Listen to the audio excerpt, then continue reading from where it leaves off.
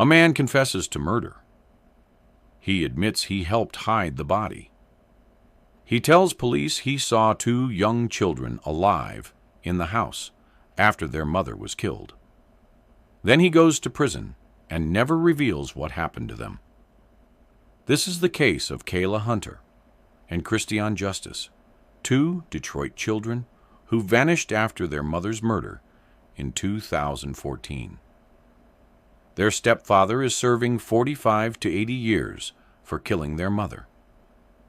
But he has never said a single word about where the children are. The family believes they are still alive. The FBI believes they may have been given to someone. And somewhere out there, a 17-year-old girl and an 11-year-old boy may be living under different names, with no idea that their real family has been searching for them for over a decade. Before we go any further, drop a comment and tell us where in the world you're watching from tonight. And if you haven't already, hit that subscribe button, because tomorrow we bring you another case that will haunt you long after the screen goes dark. The tiny cap and gown hung in the closet, waiting. Alicia Fox had it custom made for her daughter, 6-year-old Kaylah, who was set to graduate from kindergarten at Bradford Academy in Southfield, Michigan on June 5, 2014. The whole family was planning to attend. Kaylah's father, Kevin Hunter, would be there. Her grandmother, Trave Fox, had cleared her schedule. Everyone was excited for this milestone moment in the little girl's life. But when June 5th arrived, Kaylah never walked across that stage. Neither she, nor her mother, nor her baby brother Kristian ever showed up. The custom cap and gown would never be worn. And by the time the family realized something was terribly wrong, it was already too late to save Alicia Fox. The children, however, might still be saved. That is the hope that has sustained this grieving family for over a decade now. Somewhere out there, Kaylah Hunter and Kristian Justice may still be alive. The city of Detroit in 2014 was a place of stark contrasts. The previous summer, in July 2013, the city had filed for bankruptcy, the largest municipal bankruptcy in American history at the time. Decades of population decline, economic devastation, and urban decay had left vast swaths of the city abandoned.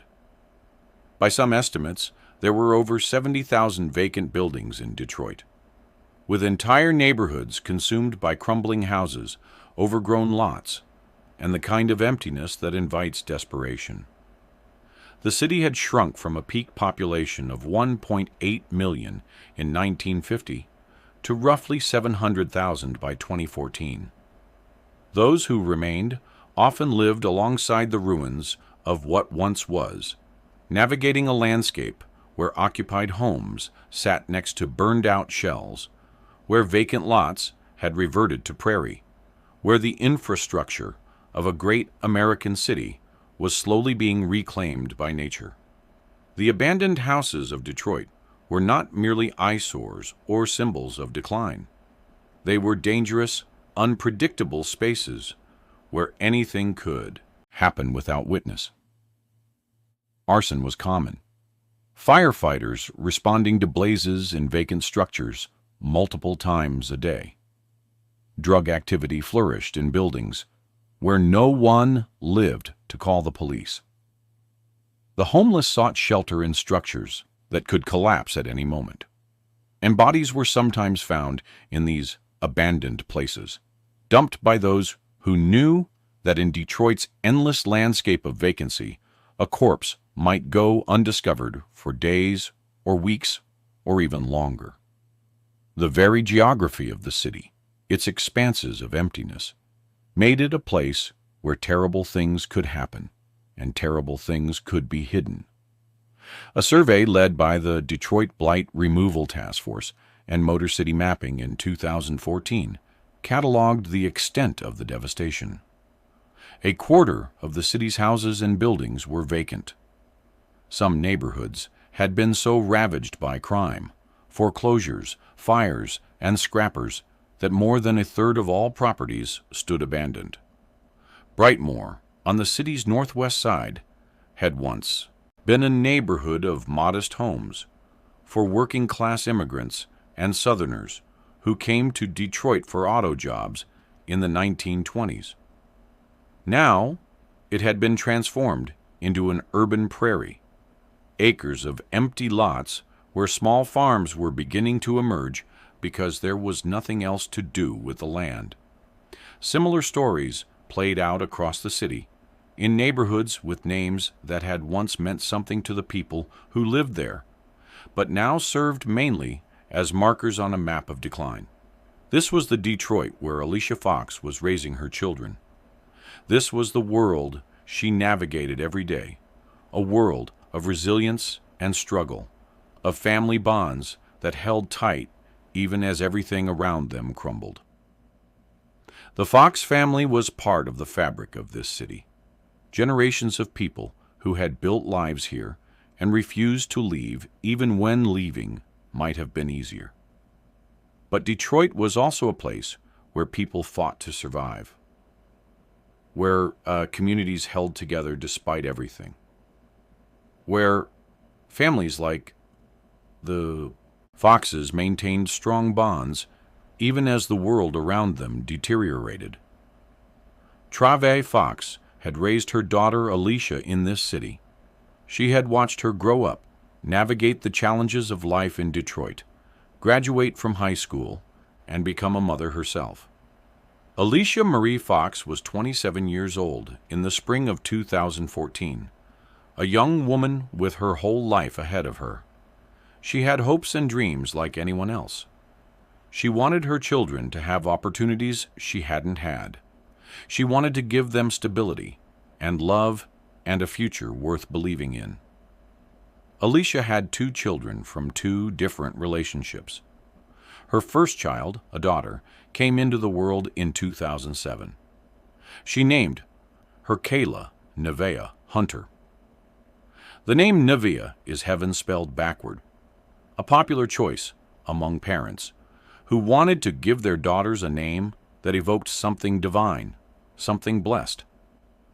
And Kayla was blessed, at least in the love that surrounded her. Her father was Kevin Hunter, and though Kevin and Alicia's romantic relationship hadn't lasted, he remained an active presence in his daughter's life. He loved that little girl fiercely. He made sure to be there for the important moments. He was planning to be at her kindergarten graduation. Then, in September 2013, Alicia had given birth to her second child, a boy named Kristian de Juan Justice. Kristian's father was Aaron Morris Justice, whom Alicia had married just 4 months before the baby was born. The marriage happened quickly, perhaps too quickly, during a period that family members would later describe as a dark time in Alicia's life. She was vulnerable, searching for something, maybe stability, maybe love, maybe just someone to share the burden of raising a child alone. Aaron seemed to offer that. He seemed to be what she needed. The family would come to believe she had been terribly wrong. The marriage to Aaron Justice was troubled from the start. Family members would later say that Alicia was going through a dark period in her life when she met Aaron, that he had preyed on her vulnerability, that he had presented himself as something he was not. Aaron Justice was 26 years old at the time, a man with a documented history of violence against women and a criminal record that included arrests for drugs and weapons offenses. The family had concerns about him from the beginning. They saw things that worried them. They noticed how Alicia changed after she got together with him. There were warning signs that Alicia chose not to see or couldn't see, or perhaps saw, but felt powerless to act upon. Aaron Justice was not a man who inspired trust in those who knew his history. His past was littered with incidents that should have served as red flags. Violence against women was a pattern, not an isolated occurrence. He had demonstrated repeatedly that he was capable of hurting people who were supposed to be close to him. The family tried to warn Alicia. They tried to tell her that this man was not who he seemed to be. But by then she was already committed, already married, already pregnant with his child.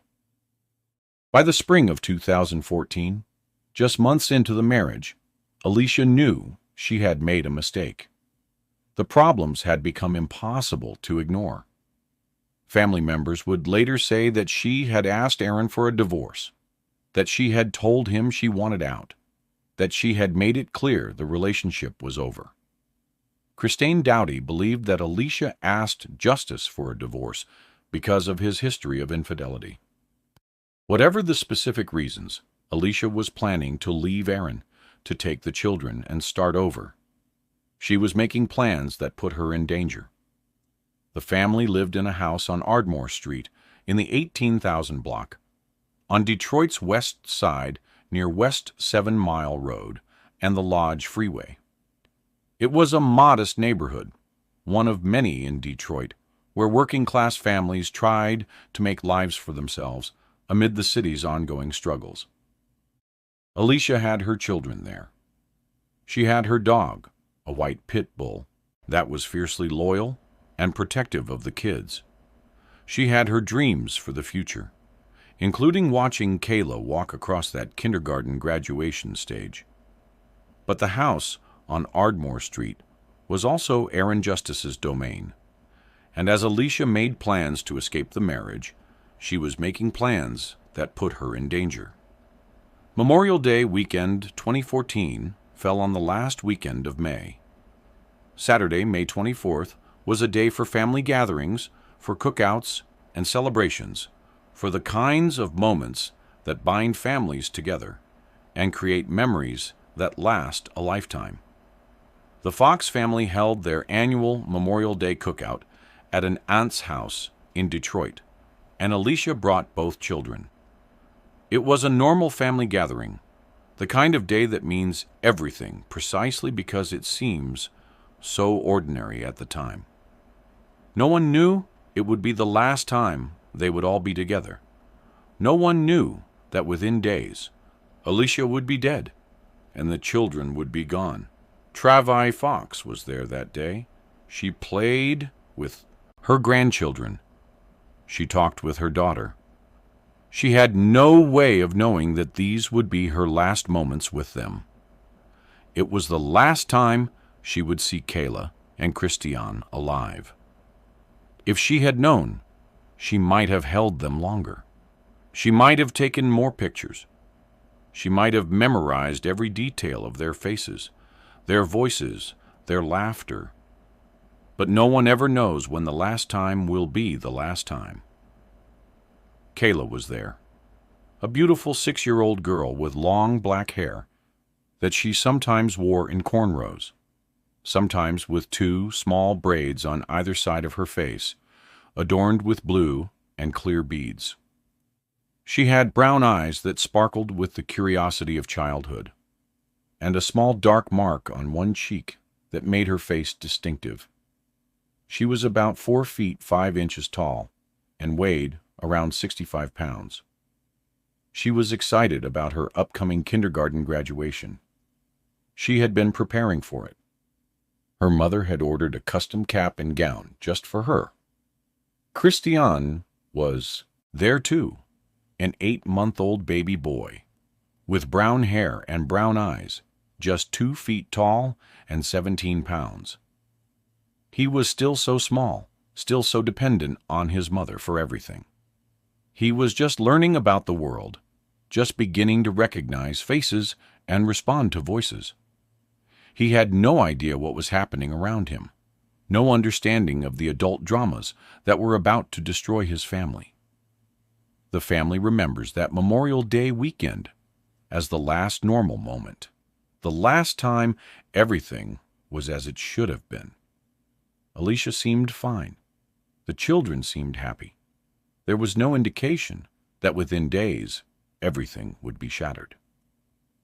On Sunday, May 25th, Kayla was seen by a cousin at the house on Ardmore Street.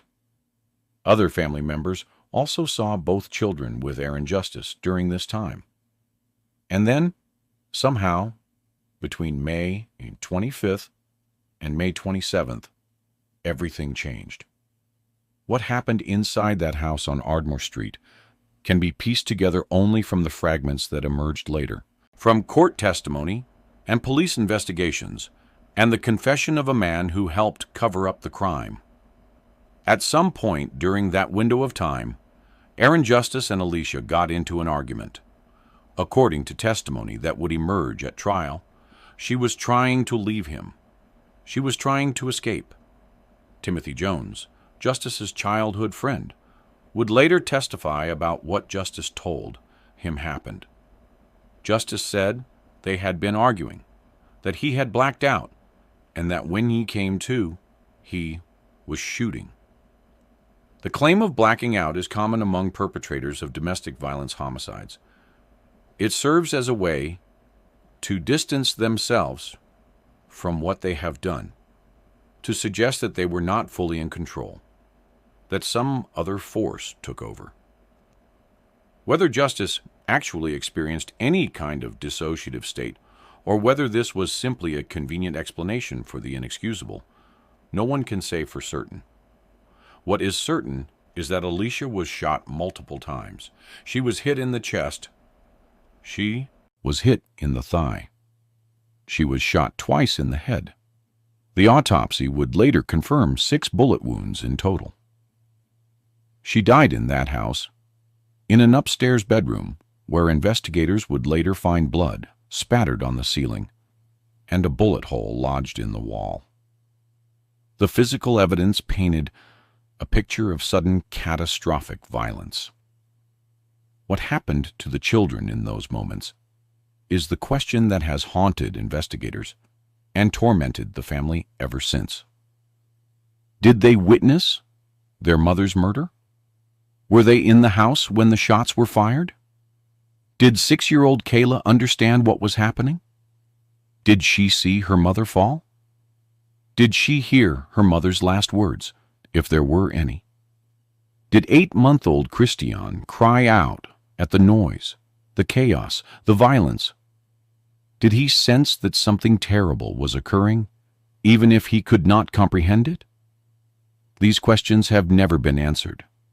No one knows what those children experienced in the final moments of their mother's life. No one knows what trauma they may have witnessed.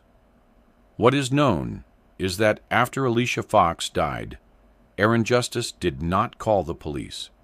He did not call an ambulance. He did not confess to anyone in authority. He did not break down with guilt or remorse. Instead, he set about covering up what he had done.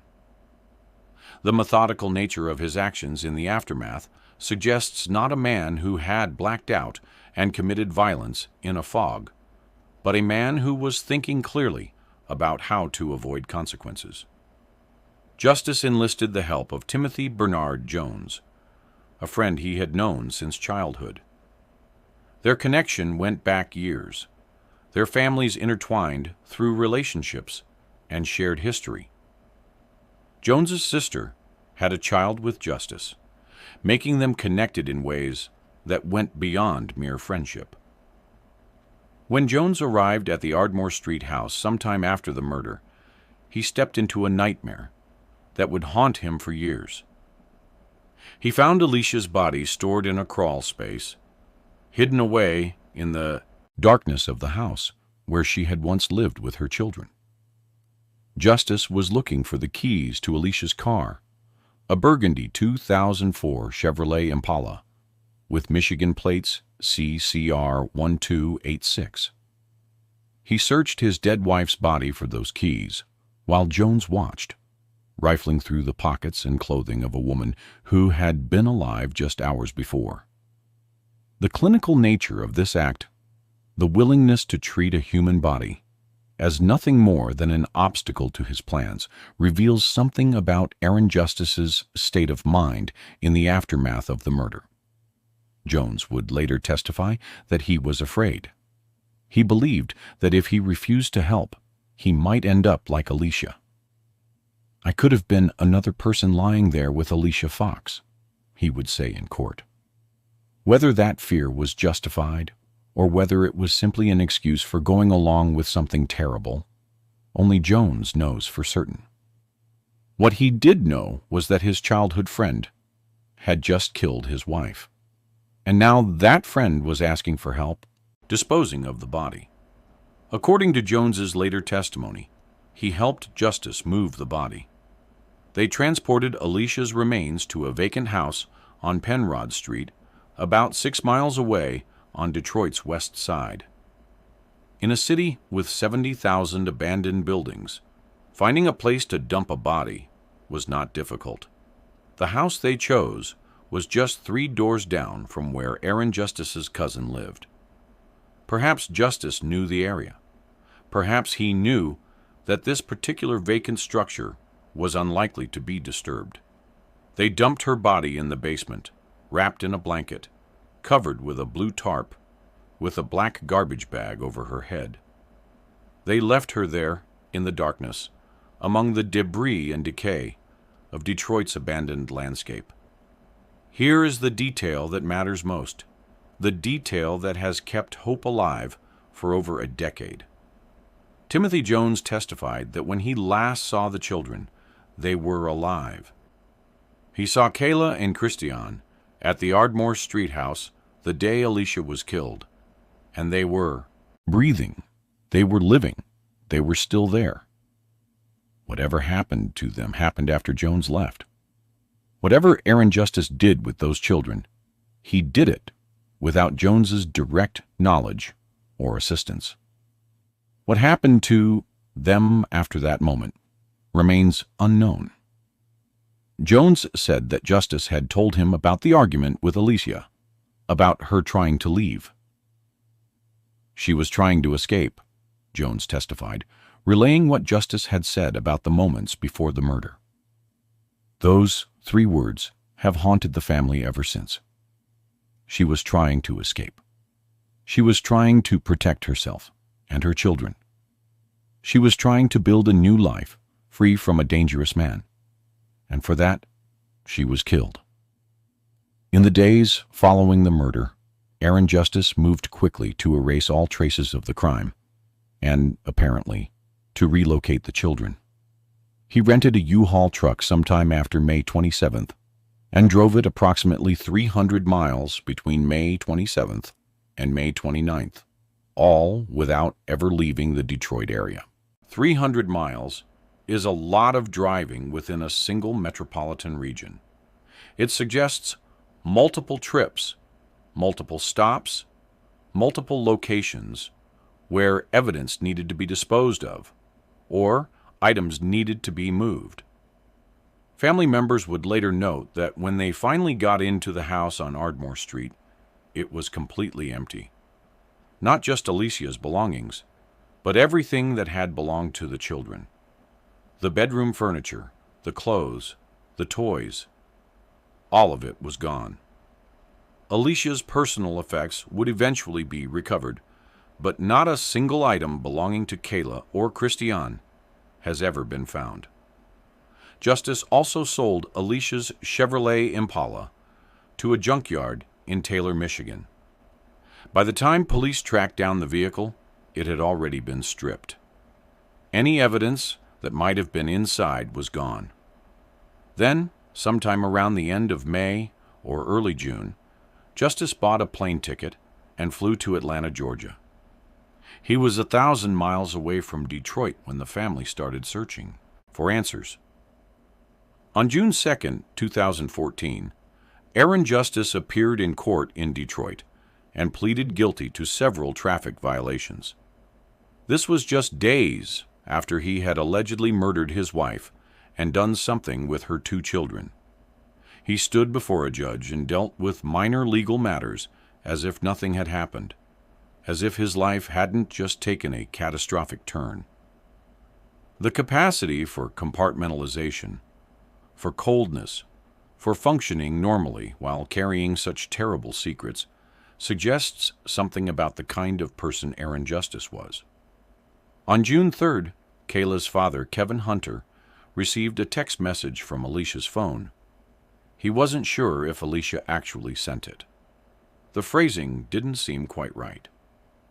Family members would later report that, during this period, things were being posted on Alicia's social media accounts, but the verbiage wasn't the way she usually spoke. It was as if someone was trying to maintain the illusion that Alicia was still alive and well, that nothing was wrong, that there was no reason for anyone to come looking. June 5th was supposed to be the day of Kaylah's kindergarten graduation at Bradford Academy in Southfield. The family gathered. Kevin Hunter was there. Travie Fox was there. The extended family was there, all of them ready to celebrate this moment in the little girl's life. But Alicia never showed up with the children. No one answered when family members called her phone. The custom cap and gown remained unworn. Something was very wrong. On June 6th, Kevin Hunter filed a missing persons report for Alicia Fox and both children. He told police that the last text message he'd received from Alicia's phone was on June 3rd. The police took the report, but at this stage, there was no indication of foul play. Adults are allowed to leave their homes without telling anyone. The fact that Alicia had apparently packed up and left with her children did not automatically suggest a crime. It would take several more days for the horrifying truth to emerge. The family began searching on their own, unwilling to wait for official investigations to proceed. They knew something was wrong. They knew Alicia would never miss Kaylah's graduation without an explanation. They knew she would never simply vanish without contacting anyone. They went to the house on Ardmore Street, the last place they knew Alicia had been living. When they arrived, the house was completely empty. There was no car in the driveway, no sign of life. Kristian Doughty, Alicia's cousin, looked through an open window and could see into the kitchen and the dining room and part of the living area. The place where Alicia usually kept her pictures, her coffee table, all the touches that made a house a home, everything was gone. The furniture was gone. The decorations were gone. It was as if no one had ever lived there at all. The family knew then that this was not a case of Alicia simply deciding to take a trip somewhere. This was something far more sinister. People don't empty their entire homes and disappear without a word unless something terrible has happened. The family kept searching. They talked to people in the neighborhood. They checked other locations where Alicia might have gone. They reached out to anyone who might have information. They operated on adrenaline and fear, desperate for answers that seemed impossible to find. And then they received an anonymous phone call, a tip that led them to Penrod Street, to an abandoned house that looked like so many other abandoned houses in Detroit's blighted landscape. Someone knew something. Someone was willing to point them in the right direction, even if they weren't willing to come forward publicly. On June 9th, 2014, family members went to that vacant house on Penrod Street. They went into the basement, into the darkness of a structure that had long ago been abandoned to decay. Kristian Doughty was among them. What they found in that basement would change their lives forever. She would later describe it in heartbreaking detail, her words carrying the weight of a trauma that can never fully heal. They saw a door with a blue tarp underneath it. The tarp was visible beneath the wooden barrier, a hint of color in the gloom of the abandoned basement. An uncle stepped forward. He lifted the door. And there, beneath that door, wrapped in the tarp, was Alicia's body. "I could tell it was her," Dowdy later said. "Her head was covered with a black garbage bag. Something black it was covered with, and it looked as if he tried to cut her legs off. But I could tell it was her because she had a favorite pair of purple basketball shorts, and she had those on. Even in death, even after the decomposition that had occurred over 2 weeks in a Detroit summer, even with her head covered and her body mutilated, Alicia's family recognized her by those purple basketball shorts she had loved to wear." "I couldn't believe it at all," Doty continued. "And even when they confirmed it was her, I said, 'No, that's not her.' After that, I just immediately thought, where is Kaylah and Kristian?" That question has never been answered. The medical examiner's report, released on June 11, 2014, confirmed what the family already knew. Alicia Marie Fox, 27 years old, had died from multiple gunshot wounds, including 2 shots to the head. The manner of death was homicide. Her body had been in that basement for approximately 2 weeks, decomposing in the summer heat. On the same day the medical examiner's report was released, Aaron Justice was arrested in Atlanta, Georgia, on a charge of fugitive from justice. The irony of his surname in relation to the legal system was not lost on prosecutors. He had fled Michigan, but he could not escape what he had done. Justice fought extradition for months, refusing to return to Michigan to face charges. He was finally brought back in August 2014. Meanwhile, the search for Kaylah and Kristian intensified. Detroit Police Chief James Craig led the investigation, but from the beginning, authorities were confronting an unusual and deeply troubling situation. An Amber Alert was never issued for the children. The police explained that at the time of the initial missing persons report, the case did not meet the criteria for a statewide notification. When the report was first filed, it appeared that Alicia had simply packed up and left her residence with her children. There was no indication of an emergency, no evidence of a crime. It was only after Alicia's body was found that the true nature of the situation became clear. But by then, valuable time had been lost. 10 days passed between when the family last saw Kaylah and Kristian at the Memorial Day cookout and when Alicia's body was discovered. During that time, Aaron Justice had driven 300 miles in a U-Haul, sold a car, cleaned out a house, disposed of evidence, and fled to Georgia. Whatever he did with those children, he did it while the rest of the world was unaware that anything was wrong. On June 19, 2014, 10 days after Alicia's body was found, the family's white pit bull was discovered wandering loose on West End and Vanderbilt in Detroit. The dog that had been so loyal, so protective of the children, was in terrible condition. It had strangulation marks around its neck and cigarette burns on its face and chest. The Southwest Animal Group picked up the animal, provided veterinary treatment, and eventually identified it as Alicia's dog. There was speculation that Aaron Justice had sold the dog to someone who intended to breed it or use it for fighting. The cruelty inflicted on this animal, the marks of abuse and torture, suggested something about the violence that had touched this family. Timothy Jones was arrested and charged with being an accessory after the fact, along with evidence tampering and concealing a death. He would eventually plead guilty and testify against Justice. His testimony provided the only window into what had happened inside that house on Ardmore Street. Jones said that Justice told him about the murder on Memorial Day, 2014, just hours after it happened. He said that Justice was looking for Alicia's car keys and took him to where the body was stored in the crawlspace. He said he helped move the body because he was afraid. "I could have been another person lying there with Alicia Fox," Jones later testified.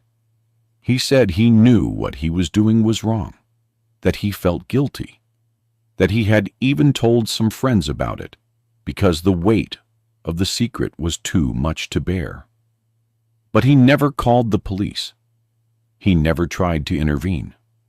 And whatever he knew about the children's fate, he either couldn't or wouldn't say.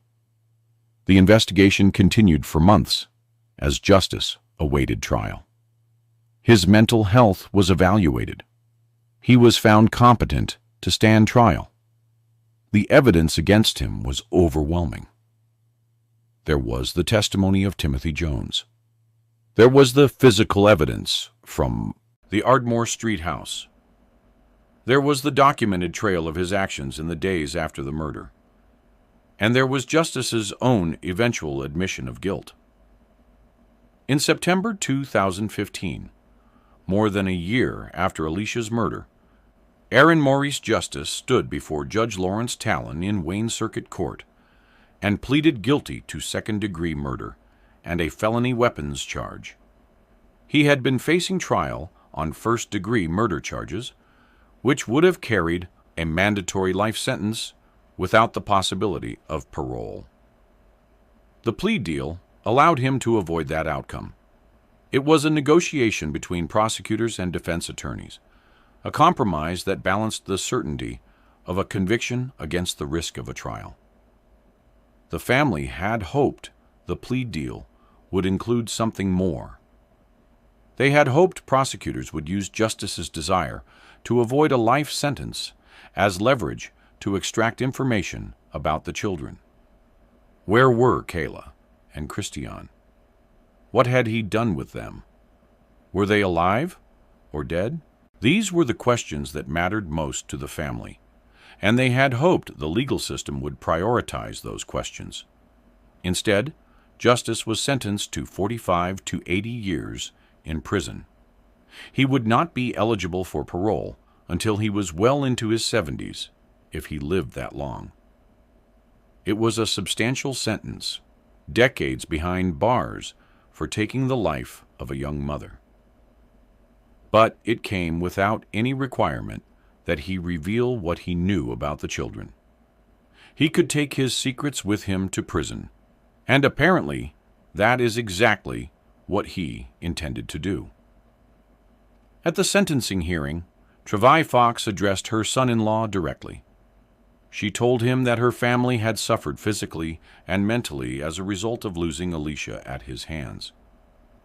She said that Justice had preyed on her daughter at the most darkest moment in her life. She remembered Alicia as someone who was so full of hope and love, someone who had put justice on a pedestal and connected him with a loving family. And she asked him, as any grandmother would ask, where her grandchildren were. Justice said nothing. He sat in the courtroom emotionless, staring straight ahead, displaying what his mother-in-law described as narcissistic behavior.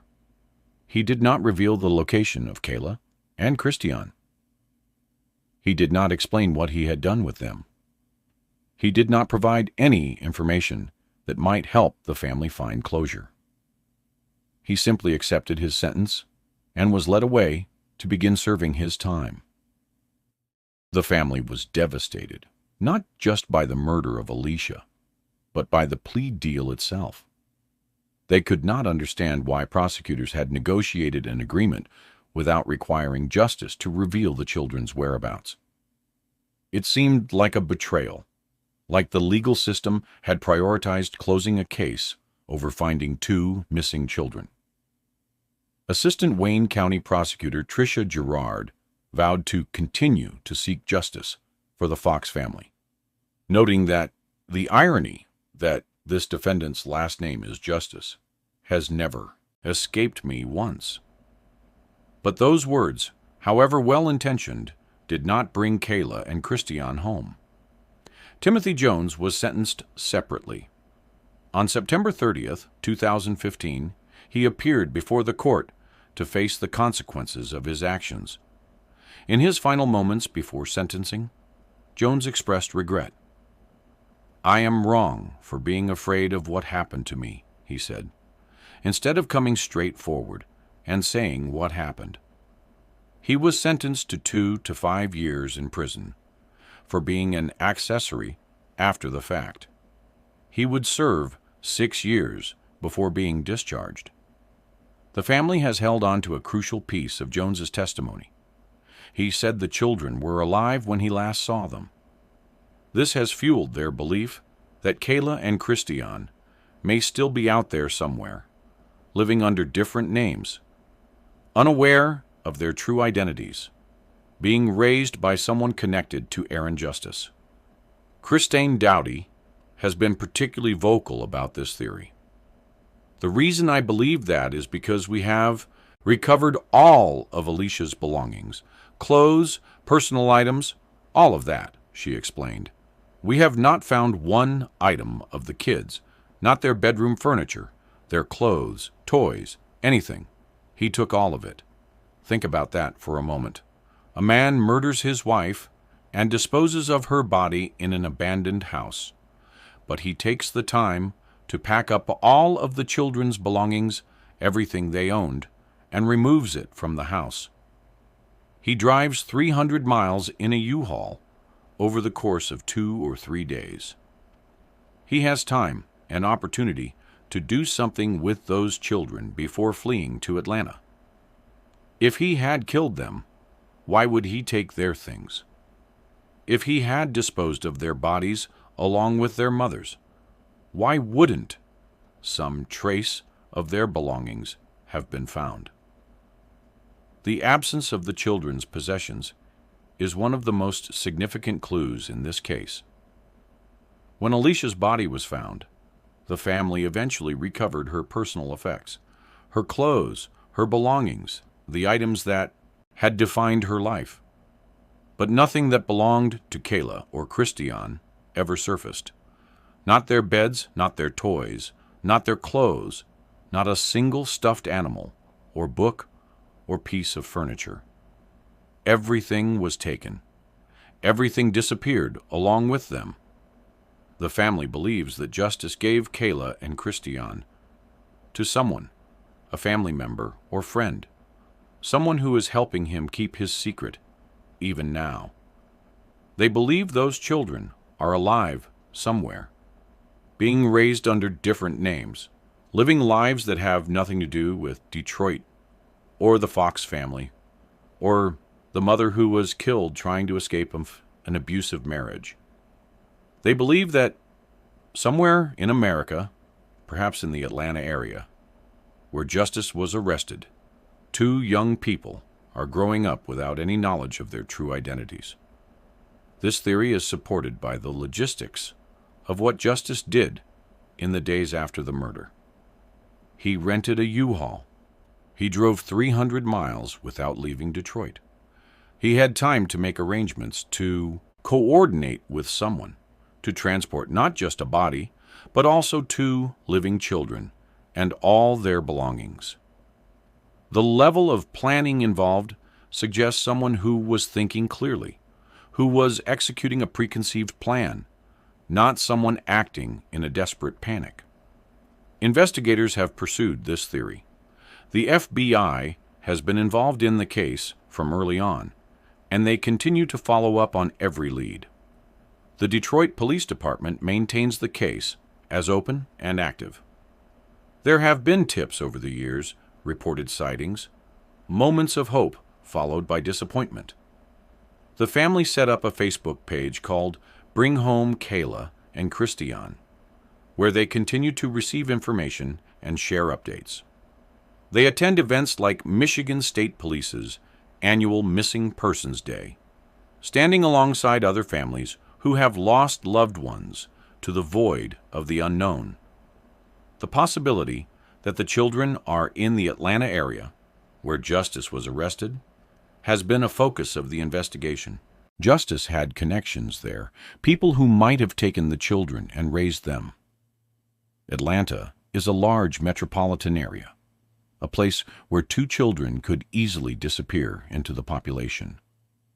If Kayla and Kristian were given to someone in late May or early June 2014, they would have grown up with that person, been enrolled in schools under different names, built lives that had nothing to do with their real identities. Kayla would be 17 years old now, nearly an adult. She was 6 when she disappeared, old enough to have memories of her mother, of her grandmother, of the family that loved her. Does she remember the kindergarten graduation she never attended? Does she remember the custom cap and gown? Does she have any recollection of a life before everything changed? If she is alive, she has spent more than a decade living as someone other than Kayla Nevaeh Hunter. The person she has become may not even know that person exists. Kristian would be 11 years old now. He was only 8 months old when he vanished. Too young to form memories, too young to know that his mother had been murdered, too young to understand any of what was happening. If he is alive, he has no memories of Alicia Fox, no recollection of his grandmother Travail, or his Aunt Christine, or any of the family that has spent years searching for him. He would only know the life he has been living, the people who have raised him, the identity he has been given. Some family members have expressed different beliefs about what might have happened to the children. In 2019, a family member named Fields told reporters, "I believe that Kristian is still alive, and I believe that there is a strong possibility that Kayla is not." This statement reflects the grim reality that not everyone holds the same hope. Kayla was old enough to be a witness, old enough to understand, old enough to potentially tell someone what she saw. An 8-month-old baby could be given to anyone and would never know the difference. But a 6-year-old girl with memories and language and the ability to ask questions, she presented a different kind of problem for someone trying to cover up a murder. Travail Fox cannot give her daughter a proper memorial without knowing the whereabouts of her grandchildren. The family held a private service among themselves, but they never held an official funeral for Alicia. "I wanted my grandchildren to be there," Travail has said. How do you say goodbye to someone when you don't know if her children are alive or dead, when you don't know if they will ever be found, when the person responsible for everything refuses to speak? Hating him is not going to bring Alicia back, Fields told reporters. Hating him is not going to allow him to talk to us about those children. The family has tried to appeal to whatever humanity might remain in Aaron Justice. They have tried to reach out, to ask him to come forward, to give them something, anything, that might help them understand what happened. Justice remains silent. He sits in prison, serving his sentence, keeping his secrets. Over the years, the case has received periodic attention from the media. Every anniversary brings renewed coverage. Every Missing Persons Day brings the family back into the spotlight. In May 2021, the FBI Detroit office raised awareness about Kayla and Kristian on National Missing Children's Day. They shared photos of the children, asked the public for any information, reminded people that this case remains unsolved. In May 2022, local news outlets ran stories marking 8 years since the disappearance. In May 2023, Christine Dowdy attended the Missing in Michigan event, still searching for answers, still hoping for a breakthrough. The landscape of Detroit has changed since 2014. The city has emerged from bankruptcy, undergone significant revitalization in some areas, demolished tens of thousands of vacant buildings that once scarred its neighborhoods. The house on Chassundieu Penrod Street, where Alicia's body was found, may no longer exist. The abandoned buildings that dotted the city's west side have been torn down in many cases, replaced by vacant lots that are slowly being reclaimed by the community. But the pain of this family has not diminished. The questions remain unanswered. The children are still missing. There are things that trouble investigators and family members alike. The 300 miles that Aaron Justice drove in that U-Haul truck. Where did he go? What did he do? 300 miles is enough to make multiple trips to multiple locations around the Detroit metropolitan area, or to drive to another city and back. It's enough to transport children somewhere and return, to deliver them to someone who was expecting them, someone who was prepared to take them and disappear them into a new life. Or it's enough to do something else entirely, something that investigators have been unable to confirm or rule out. The U-Haul records showed the mileage, but not the destinations. Justice drove those miles between May 27th and May 29th, never leaving the Detroit area, according to investigators.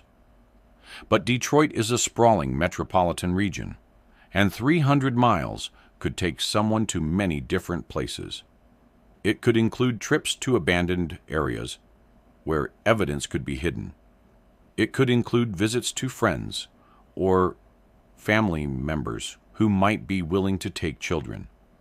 It could include stops at multiple locations as part of a deliberate plan to cover tracks and complicate any future investigation. The truth is that no one knows where Justice drove during those 2 days, and Justice has never revealed that information. The family dog with strangulation marks and cigarette burns. This detail speaks to a capacity for cruelty that goes beyond the murder itself. What kind of person tortures an animal that has done nothing wrong? What kind of person hurts a creature that was loyal and protective of children? The pit bull had been described as fiercely devoted to Kaylah and Kristian, the kind of dog that would have defended them against any threat. Someone, presumably Justice, had hurt that dog badly before abandoning it to wander the streets of Detroit. And what does that willingness to inflict pain suggest about what this person might be capable of doing to human beings, even to children? The text messages and social media posts that continued after Alicia's death. Someone was maintaining her digital presence, creating the illusion that she was still alive. Was this Justice himself, trying to buy time before fleeing to Atlanta? Was it someone else? Someone who knew what had happened and was helping to cover it up? The family noticed that the language didn't sound like Alicia. They could tell something was wrong even before they knew she was dead. Christine Dowdy later described how things were being posted to Alicia's social media accounts, but the verbiage wasn't the way Alicia usually spoke. It was as if someone was trying to mimic her, trying to keep up appearances, trying to delay the moment when people would start asking questions. The complete absence of any trace of the children's belongings. Everything was taken from that house on Ardmore Street. Everything that belonged to Kaylah and Kristian vanished along with them. This suggests planning, foresight, a scheme that went beyond simply killing Alicia in a moment of rage. This suggests someone who had thought about what to do with the children, who had made arrangements, who had prepared for this eventuality. A man acting in pure panic would not carefully pack up children's furniture and toys and clothes. A man with a plan would. And perhaps most troubling of all, the fact that Aaron Justice has never been charged with anything related to the children's disappearance. He was charged with Alicia's murder. He pleaded guilty, He is serving his sentence. But there are no charges connected to Kaylah and Kristian.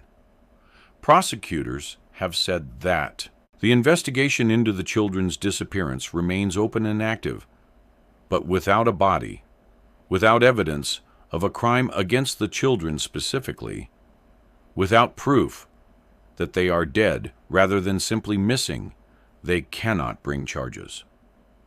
Justice could be holding out hope that by keeping silent, he might one day get out of prison, without facing additional time for what happened to those kids.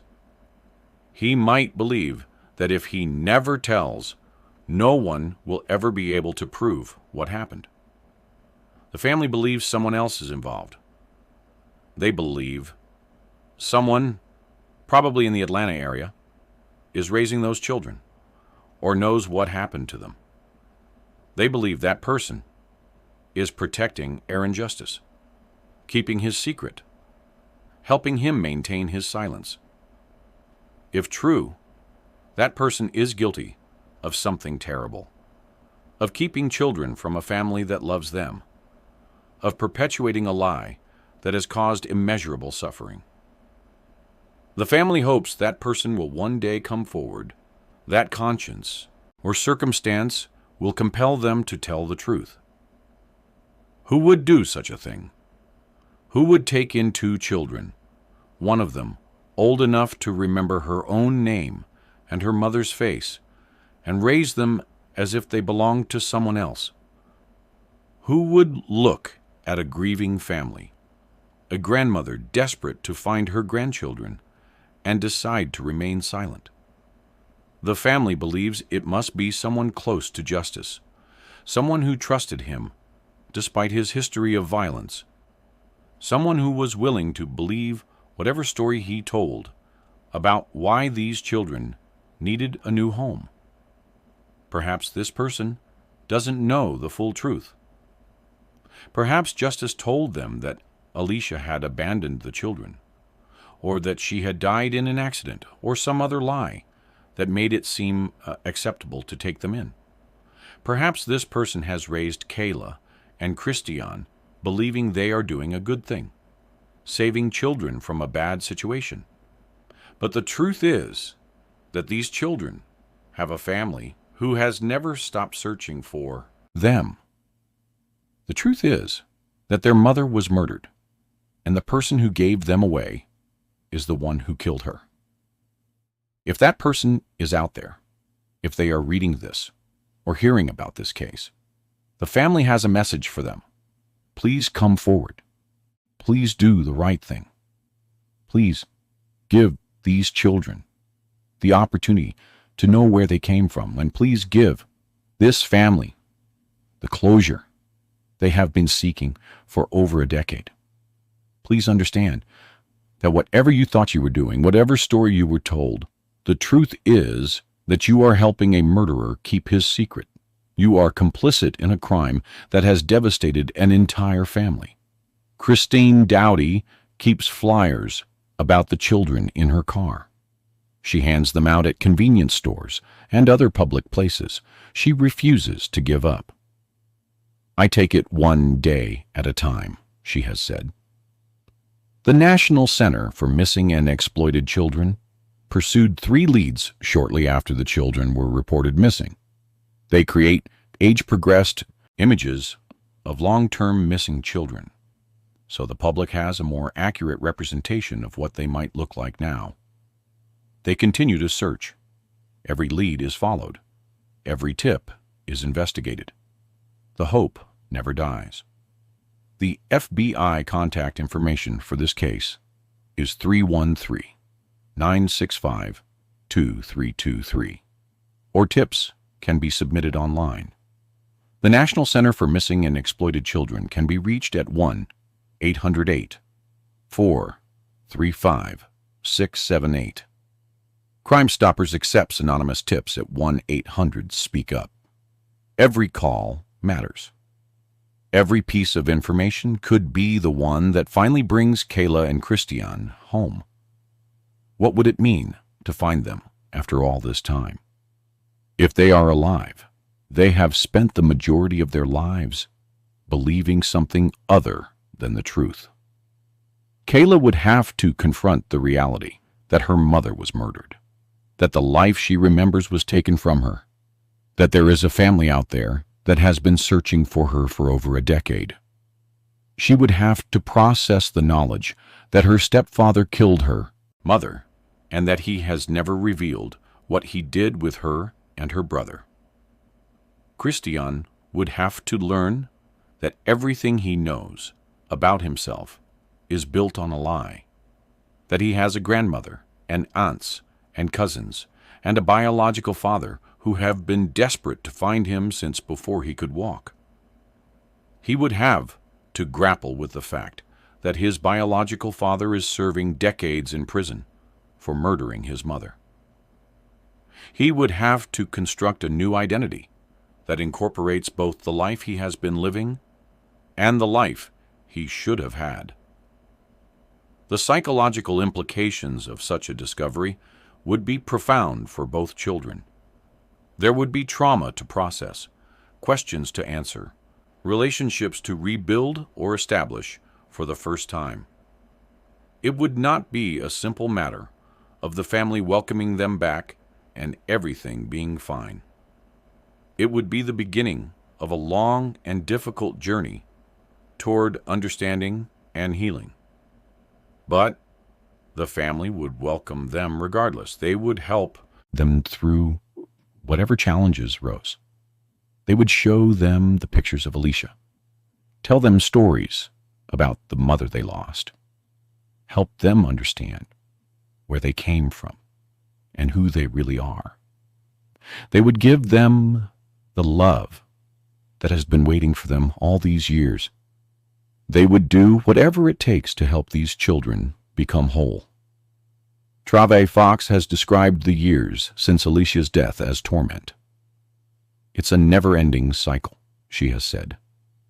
You go happy, sad. I go into stages of mourning, because sometimes after so long, you don't want to give up, but you want to give yourself closure. She cannot have closure, not without knowing what happened to her grandchildren, not without understanding where they are or what became of them. The grief over losing Alicia is compounded by the uncertainty surrounding Kayla and Kristian. It is a wound that cannot heal because it is constantly being reopened. Every anniversary brings the pain back. Every birthday that passes, Trave thinks about how old her grandchildren would be. Every holiday that the family gathers without them, there is an absence that cannot be filled. The grief is not something that fades with time. It evolves, perhaps changes shape, becomes something that can be carried rather than something that overwhelms. But it never goes away. It is always there, waiting in the quiet moments, demanding attention when least expected. The Fox family represents one of nearly 4,000 people reported missing in Michigan, approximately 900 of whom are children. They are part of a community of families united by loss, families who gather at events like Missing Persons Day to support each other and share their stories. They understand each other in ways that others cannot. They know the particular anguish of not knowing, the torture of imagining every possible scenario, the exhaustion of maintaining hope year after year. They have become advocates for each other, sharing information, keeping cases in the public eye, refusing to let their loved ones be forgotten. Kristian Dowdy has attended these events, connecting with other families, sharing the story of Kayla and Kristian. Because as time goes by, people move on with their lives, she has explained. And when you come here, you realize that there's more people out there like you who don't necessarily give up. The support of other families who understand the specific pain of having a missing loved one has been crucial for the Fox family. It reminds them that they are not alone, that others are fighting the same battle, that there is strength in community. Detroit Police Chief James Craig said at the time of the investigation that authorities had no idea whether the children were dead or alive. That uncertainty persists to this day. The Detroit Police Department continues to investigate the case, following up on tips as they come in, pursuing leads wherever they may go. The FBI has maintained its involvement, recognizing that the children could be anywhere in the country. The National Center for Missing and Exploited Children keeps their photos on file, ready to share with law enforcement agencies nationwide. The investigation has followed up on numerous tips and leads over the years. Searches have been conducted in various locations. Interviews have been completed with anyone who might have information. But no definitive answer has emerged. No bodies have been found. No confirmed sightings have been reported. Kaylah and Kristian remain listed as endangered missing children, their status unchanged since 2014. Their photos appear on databases maintained by the FBI, NCMEC, and various missing persons organizations across the country. Their names appear on lists that no parent or grandparent ever wants to see.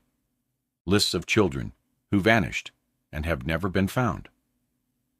Aaron Morris Justice will be eligible for parole in approximately 30 years. He will be an old man by then, if he survives prison. He will have spent the prime of his life behind bars for murdering the mother of his child. But he will still possess the knowledge of what happened to Kaylah and Kristian. He will still be the one person who can definitively answer the questions that have tormented this family. And unless he chooses to speak, he will take those answers with him when he dies. The family has tried to reach out to justice over the years. They have appealed to whatever humanity might remain in him. They have asked him to come forward, to tell them something, anything, that might help them understand what happened. They have offered him the chance to do one decent thing in a life marked by violence and cruelty. He has remained silent. He sits in prison, serving his sentence, keeping his secrets, refusing to give the family any peace. Some have suggested that the plea deal should have been structured differently, that prosecutors should have required justice to provide information about the children in exchange for the reduced charges. The family has questioned why this didn't happen. They have expressed frustration with a legal system that seemed to prioritize closing a murder case over finding 2 missing children. But plea deals are complicated negotiations, and prosecutors may have had reasons for proceeding as they did. Perhaps they feared that requiring information about the children would have caused justice to reject the deal and take his chances at trial. Perhaps they believed that getting him convicted of murder was more important than potentially losing the case altogether. What matters now is not what should have been done differently, but what can still be done. The investigation remains open. The family remains determined. And the hope remains alive. If you have any information about Kaylah Hunter and Kristian Justice, please come forward. If you know someone who suddenly appeared with 1 or 2 children in late May or early June 2014, particularly in the Atlanta area, or in communities connected to Aaron Justice, please report it. If you have seen these children at any point over the past decade, if something about someone's story didn't quite add up, if there was a child who seemed to appear out of nowhere with no clear explanation of where they came from, please make the call. Think back to 2014. Think about that summer. Think about the people you knew then, the communities you were part of, the families you interacted with. Did anyone suddenly have children living with them? Did anyone explain away new kids with a story that seemed rehearsed or unconvincing? Did anyone seem nervous about questions regarding children in their care? These details matter. These observations could be the key to solving this case. Even something that seemed minor at the time might be significant now, more than a decade later. You can remain anonymous. You can provide information without giving your name. But you cannot stay silent if you know something that could help bring these children home. The weight of that knowledge must be immense. Sharing it could bring relief, could bring justice, could bring 2 children back to a family that has never stopped loving them. The tiny cap and gown hung in the closet, waiting. It will wait forever. Alicia Fox will never see her daughter walk across the kindergarten stage at Bradford Academy. She will never see Kayla grow up, graduate from high school, fall in love, become an adult. She will never see Kristian take his first steps, speak his first words, grow into the young man he was meant to become. She will never experience any of the milestones that mothers live for, the moments that make all the sacrifice worthwhile. Her life was cut short by a man who claimed to love her, and her children were taken in the aftermath of that violence. But her family can still be reunited with those children.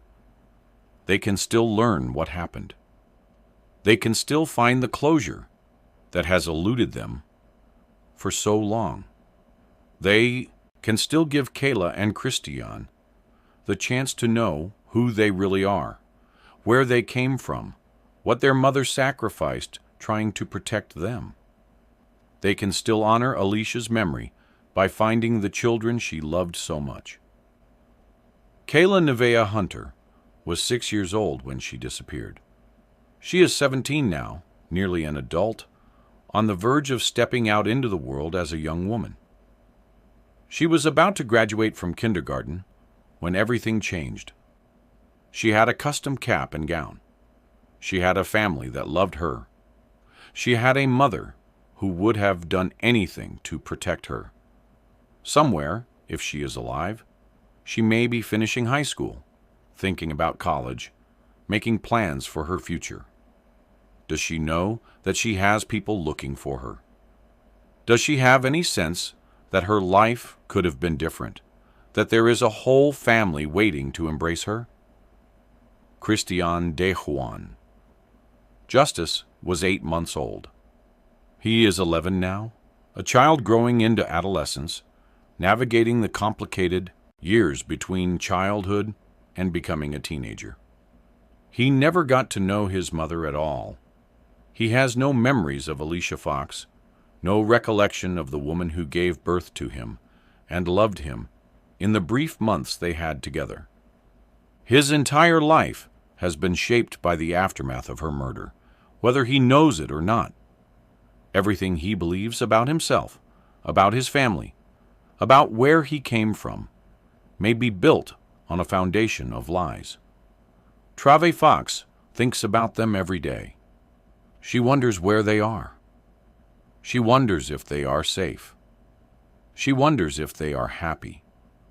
She wonders if they ever think about a life they might have had, a grandmother they might have known, a family that might have surrounded them with love. She cannot give her daughter a proper memorial without knowing what happened to her grandchildren. The private service they held after Alicia's death felt incomplete. A goodbye interrupted by unanswered questions. Kristen Dowdy hands out flyers and attends events and refuses to give up. She keeps Kayla and Kristian's photos in her car, ready to share them with anyone who might have seen something. Kevin Hunter wonders what happened to his little girl. The daughter he was planning to watch graduate from kindergarten before everything fell apart. The whole family carries this weight, this absence, this unanswered question that colors everything they do. We have a big family, a really big family, Travi Fox has said. And to have a big family, to have a chunk of your family missing, that means a lot. Please help bring Kaylah and Kristian home. Please share their photos, their story, their names. Please talk about this case with people you know. Please post about it on social media. Please keep it alive in the public consciousness. Please remember that somewhere out there, 2 children may be waiting to learn who they really are, waiting to be reconnected with a family that has never stopped searching for them. Please remember that Alicia Fox loved her children more than anything in the world. Please remember that she was trying to escape a dangerous situation, that she recognized the threat and was making plans to get herself and her kids to safety. Please remember that she paid for that attempt with her life. Please remember that the man who killed her has never faced full accountability because the children have never been found. Please remember that justice has not been fully served. Not until those children are found. Not until the family knows what happened. Not until someone can finally tell Travi Fox what became of her grandchildren. Kaylah and Kristian are still missing. Their family is still waiting. Their mother's memory calls out for resolution. The search continues, year after year, because giving up is not an option. Because somewhere, somehow, the truth exists. And someone knows what it is. Someone out there holds the key to this mystery. Someone can bring this decade of suffering to an end. Someone can give Travi Fox and her family the answers they deserve. And until that day comes, the family will continue to wait, to hope, to remember, and to search. Please help the truth come to light. Please help bring Kaylah and Kristian home. Please help this family finally find the peace that has eluded them for over a decade. The answers are out there somewhere. Someone knows what happened. Someone can end this nightmare. Let that someone be you. If you know anything at all, please make the call today. The family is waiting. They have been waiting for more than 10 years now. They will keep waiting for as long as it takes. They will never give up. They will never stop searching. They will never stop hoping. Not ever. Please help them today.